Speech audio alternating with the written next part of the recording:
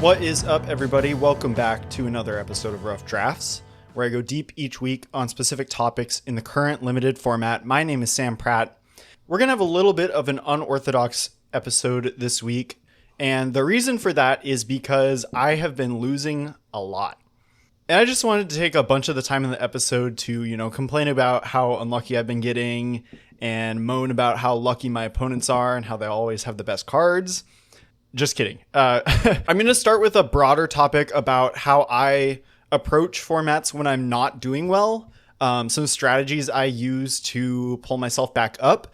And then I'm going to narrow in on a discussion on flooding specifically, and close out the episode and then close it out with a look at something specific in the format, of course, talking about Survey Mechan. So this is my worst start to a format in quite a long time. And it's been especially challenging for me this time around, not doing well at the start because of the podcast, just being completely honest.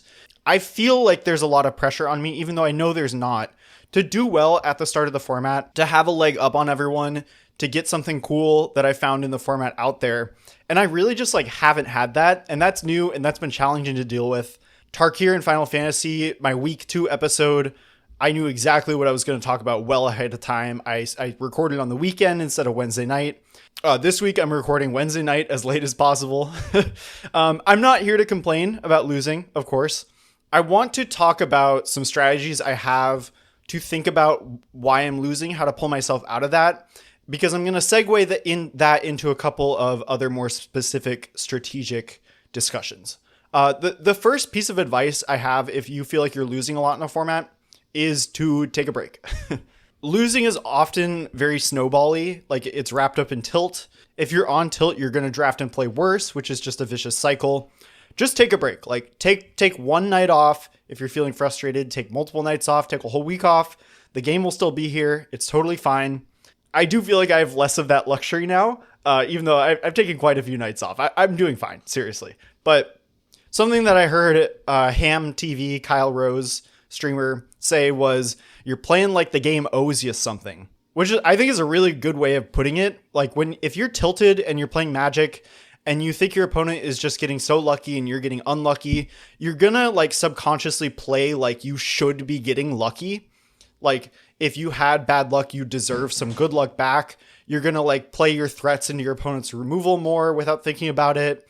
You're gonna keep worse hands thinking that you're gonna draw out of it. Tilt is so insidious in how it's a vicious cycle that it's really just best to just take the night off if you feel like things are going out of control. A more interactive way to pull yourself out of slumps is to take a step back from actually drafting and playing the games and focus more on reviewing the games that you've played. And there's kind of 2 layers to this. One is just identifying mistakes. I was in the wrong lane in the draft, or I built my deck wrong, or I messed up this one critical turn. But you can look at draft, deck building, gameplay review more holistically and think big picture about how you're approaching the format. If you're not doing well, you might ask questions like, do you feel like you're always ending up in the wrong lane? Do you feel like your deck is always worse than your opponent's? A lot of times when I feel like that, I decide to very consciously radically change my drafting strategy. So maybe I completely change up my color preference. I take cards that I wouldn't otherwise, that are similar power level, but in a different lane that I don't normally draft in. Just something to kind of shake you out of what you had been doing and shift it up. This kind of holistic review can also shine light on big picture things in the format that you're not really grasping. So jumping ahead a little bit, I was flooding so much in this format early on, and I realized I was drafting and building my decks in a way that was increasing the amount of games that I was flooding. And I'll get into that later. Another thing with review that I would really recommend is not just do it by yourself, just find other people to do reviews with, because talking to other people is really important to kind of change your own headspace. And the third thing I want to say about slumps and losing a lot is really, variance is just a part of Magic. You are going to have slumps. It's important to remember that when you are slumping, you are going to have a time in the future where you will not be slumping. I did some draft deck building game log review this morning, and it was a blue-white deck that I thought was pretty good, and it went 0-3, I went back with some other people and identified a couple places where I maybe made a wrong pick or made an error in the game. But ultimately, I was given 3 best of 1 hands that I should have mulliganed all 3 of them. I did only mulligan 1. That was another one of the mistakes. But, I had a deck with 8 2-drops, and none of my 4 opening hands I got in my league had a 2-drop. That just happens. If you feel like that's affecting you, take a break. The game's not going anywhere. You're not going to miss out on anything taking a night, 2 nights, a week off of Magic. It'll be fine. I do want to dive a little bit more into variance, though.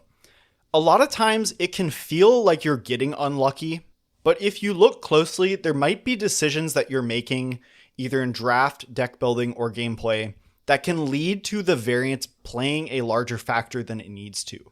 Or rather, you might have more control over the variance in your games than you are giving credit for. So just as a very obvious example, if you are building decks with bad mana, you are going to get quote unquote unlucky and get into bad mana situations more often. That's just like very obvious, but I think that's a good example of the type of thing I'm talking about. And I'm leading into this point about flooding. Like I said, the first couple of weeks when I was building my green decks, I ended up flooding a lot. And I think there was some variance, but I did realize that upon review of my deck building and drafting, that I was building my decks in a way that were more inclined to flood. And I think flood deals the most psychic damage to players, like way more than screw or other variants, both because it happens at the end of every game. Like, you're going to flood and then die, rather than a lot of times when you're mana screwed, you get mana screwed and then you draw out of it. And also, games where you flood tend to go long, rather than games where you get screwed and the game's just over and you just go on to the next game. Like, flood is often like, there's this tense board state and then you draw like 5 lands in a row and you just lose. So I think it's way more psychically damaging. I do want to talk about a couple topics to think about if you feel like you're flooding more than you. Basically, I think players have more control over flood than they think they do. And a big one is gameplay. So a lot of times with aggro decks, you are like living and dying by the top, say 12 cards of your library. That's your opening hand plus the first 5-6 cards you draw. And as the aggro deck, you don't want the game to get past that point. You want to be ending the game on like turn 5, 6, 7. You're building your deck to capitalize on that like 12 to 15 card subset of the top of your library. And you're inherently not prepared for the game to go much longer. Because if the game goes longer, your cards, which are the cards that are best in those early parts of the game, they're lower impact and they're going to get outskilled by people who have built their decks to account for a longer game. And a lot of times when you're playing an aggro deck and you flood, say like cards 13 through 17 of your library are all lands, you could blame that for a chunk of 4 lands in a row, like, oh, I got so unlucky, I drew 4 lands in a row. When really what happened was maybe you made a couple errors in your sequencing or your gameplay where you allowed your opponent time to stabilize and then allowed yourself to flood. So if you had played a little tighter, you had been able to deal a little extra damage, the game would be over instead of you drawing deeper into your library and finding inevitable chunks of 3-4 lands in a row that are going to happen when you randomize a 40-card deck. Now, this could either be a gameplay error or a deck building error. So either you're not playing tight in your aggro deck, or your aggro deck is just built in a way where it's not effective at ending the game in this time span and you're getting outskilled easier. And if you're a bigger deck, you want to build your deck to be flood proof because, like I said, if you randomize a 40 card deck, there are going to be chunks of 3-4 lands in a row. That just happens because of variance. When you build a deck that is prepared to go into the long game, you want cards that are high impact on their own or draw more cards, let you see more cards so that your deck naturally accounts for that variance as the number of cards that are present in the game increases. So my story with Edge of Eternities was week 1, obviously, I was so excited to jam Gene Pollinator decks. The namesake of the last episode, I was really happy to see, even though I, at the end of the last episode said, hey, I don't think Gene is that high a pick. Green comes out. It's definitely the strongest color on its own. Like Jean is one of the top performing commons. I was very excited to see that. I was very excited to draft those too, especially because green was very, very open the first week. And I think I over-indexed this idea of Edge of Eternities as a much more aggressive format than anticipated. This idea that had been circulating in the limited communities I run in, that this is more of a beatdown format, like a play to the board format. And I was way over indexing the like dorky green creatures like Thawbringer, which is the 3-mana 4/2 common, or Ice Cave Crasher, which is the 4-mana 4/4 trample common, and just trying to play these decks where I have like Gene Pollinator and Galactic Wayfarer and just a bunch of dorky green guys, and not really like doing a lot with that, just like kind of playing to the board and hoping it works out. And my opponents that had like better plans, like they're playing like these black decks that could grind, or like these blue-green decks that were going way over the top of me, were just like playing circles around my green decks that were just playing one creature a turn. So I was building these decks that were a weird mishmash of a lot of mana sources between Gene Pollinator and Galactic Wayfarer, but not really like capitalizing on my mana acceleration other than just playing like big green threats. Now, I was taking like Glacier Godmaw like super highly. That card can definitely like win the game on its own if you have a lot of mana, but not really prioritizing ways to see additional cards, or on the other end, not really building my green beatdown decks like beatdown decks. I was kind of way too mid-range with my green decks. And because of that, because I was just playing a bunch of mana sources and green idiots that die to removal, I was flooding a lot. Like I would get these fast starts where I would get my Ice Cave Crasher on turn 3 and then maybe play the 5/5 Worm, and my opponent would just kill both of those, and I just kind of like sit there because I wasn't leveraging like Biosynthic Burst, the green combat trick, or maybe like some of the more sticky white cheap creatures like the 2/2 Drone that puts a counter on something. So that was something that I clocked as the week went on and my green decks were performing worse and worse as I was playing better opponents. I was clocking that I didn't have enough ways to spend my mana into the game, into the late game, and I wasn't adjusting my deck building in either direction. The decks I have had in the format that have performed well, this is going to be pretty funny, mostly revolve around the card of the episode, Survey Mechan. Survey Mechan is an uncommon. It's a 4-mana 1/3 artifact creature robot, flying hexproof, and then it's got an activated ability that costs 10 mana and sacrificing the creature. It deals 3 damage to any target. Target player draws 3 cards, gains 3 life, and the ability costs X less to activate, where X is the number of differently named lands you control. I've had multiple decks that lean into this differently named lands you control archetype with a couple different cards, and those have been my best performing decks. Which I don't know what that says about me, that I'm a I'm a pile merchant.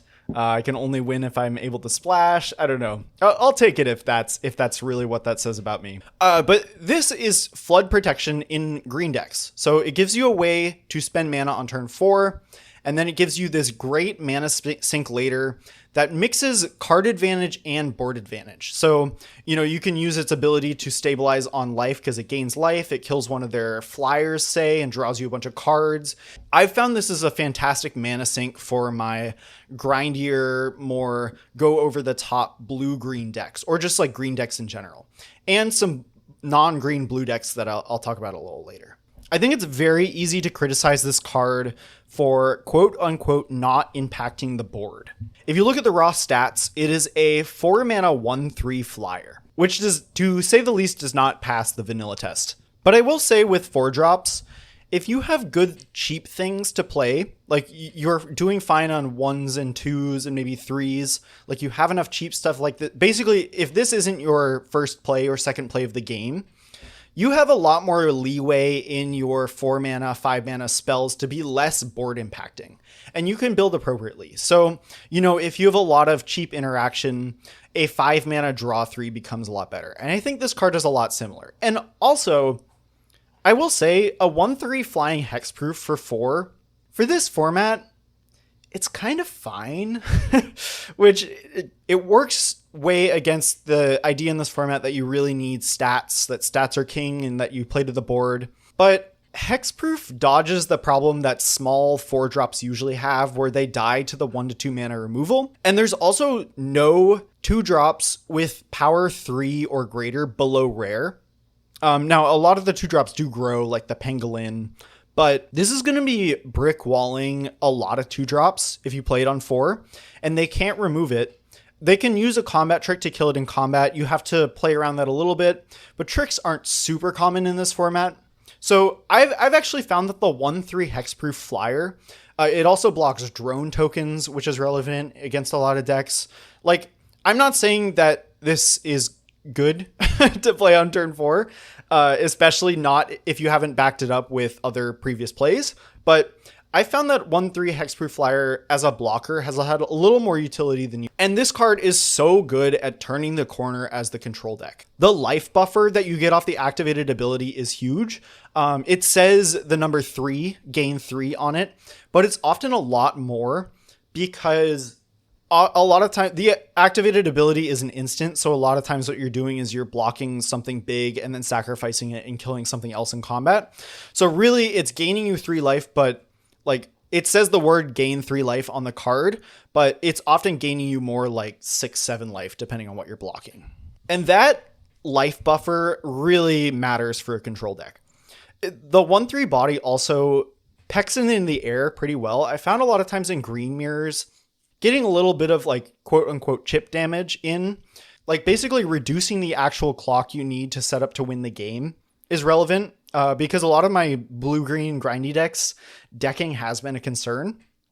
And getting your opponent down to like 16 instead of 20 might make your Glacier Godmaw lethal a little easier, or shaves a full turn off of attacking with Mouth of the Storm in the air, which is the 7-mana 6/6 flyer ward 2 that shrinks your opponent's team. And I've also had grindy green mirrors where the 3 damage to the face has actually been relevant too.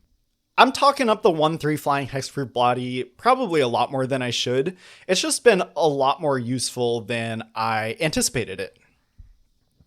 Obviously, the more important present part about this card is the differently named lands text. And I've been fine if this ability costs 7. Just fine. I want the ability for it to get lower in my deck, but if I need a big mana sink, I have played it with only 3 differently named lands in my deck, especially because that happens when I'm like blue-green and splashing off landers, so I have a lot of access to my 3rd land. So this never cost 8 for me, because I've built my deck for it to always cost 7. If you can get it to cost 6 or even 5, it feels really, really strong. Some ways to enable it, picking up Command Bridge, which is the tap land that makes you tap a permanent when it enters. I don't like this card, but I will use it as an enabler for this, and it can be fine if you're a really splashy deck. The bonus sheet in this set, the lands, is way more a presence than I thought. It has a lot of really good cards. I think in preview season, we kind of under-indexed how good a lot of these cards are because it's like a lot of random commander nonsense colorless lands, and then the whole cycle of creature lands from Zendikar sets. And almost all of these creature lands are like really strong. If you go to 17 lands right now, to like the win rate data page, like the table, and the entire right column, which includes lands, like all of the top tiers are filled with a bunch of these lands, like Celestial Colonnade. The Exalted Land is really good too. Secluded Starforge, which isn't a bonus sheet card, but is just a really strong colorless land in the set. You do have to work a little bit to get this below 7, but I have found it's worth it because a lot of these lands are very strong in their own right.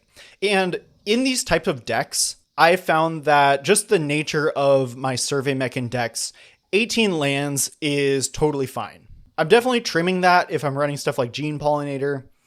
You don't want too many mana sources, but 18 lands feels like the vibe for these kinds of decks.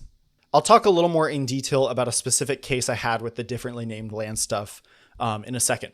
The other differently named lands payoffs I want to talk about, the common Fungal Colossus, which is a 7 mana 5/5 in green at common, costs 1 less for each differently named land you control.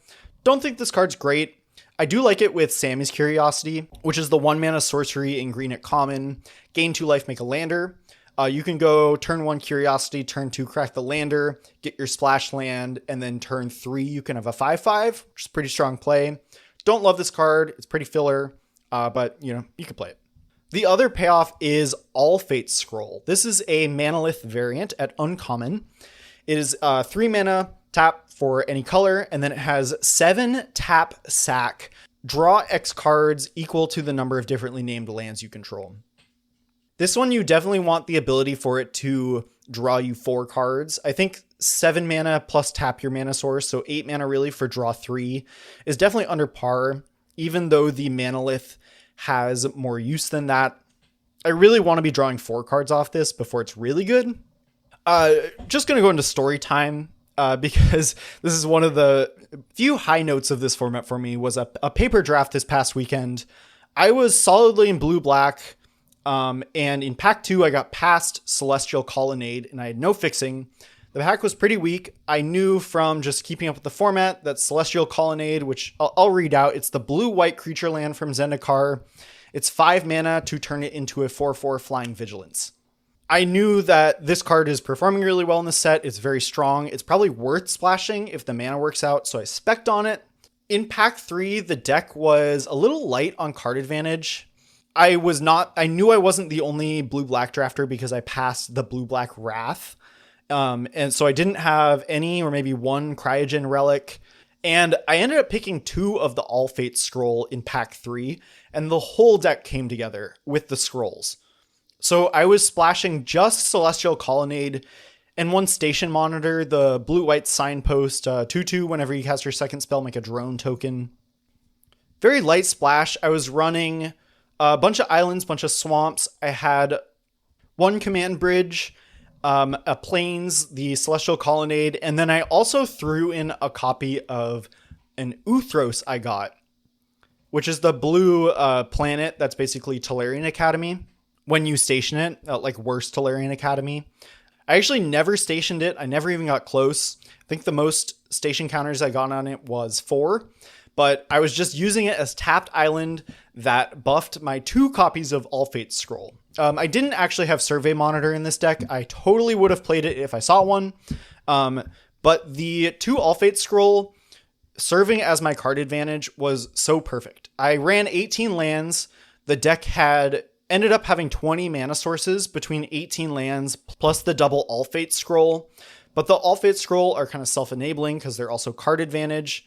I really think if you build your deck right, being able to play 20 mana sources is a privilege, especially if your mana sources double as card advantage spells. Like, I love to build a control deck like this where I know I'm hitting land drops well into the late game. Like, I'm very happy hitting land 10 because I know I'm just not going to run out of cards. So if you can pay attention to your cheap stuff, and cheap stuff works really well with the Manaliths, especially 1-drops. Like I had a couple Hull Carvers, which are the 1 mana 1/1 Death Touch in black. That's an artifact. You can double spell with that on turn 3. You play the Manalith and the 1/1. It really works out well. Also, Cryo Shatter is another 1-drop that works really well. That's the single blue aura at common that gives something -5/-0 and kills it if it's dealt damage or it becomes tapped. So I'm not saying just build these irresponsible piles. Make sure you're mindful of the cheap stuff. I'm just saying your control decks, you want a lot of mana sources. That kind of feeds into this whole idea of the differently named lands thing being really good sources of card advantage to kind of turn the corner in your control decks. And I think they also work so well with a lot of especially valuable creature lands that are in this set. That's going to wrap it up. Kind of a meandering episode this week. Hopefully I can pull it together and have something really exciting to talk about next week. If you want to reach out to me, you can find me on Blue Sky at sampratt.bsky.social. You can find me on Discord at samp6, and I stream very occasionally on Twitch at samp_mtg. Thanks for listening. See you next week.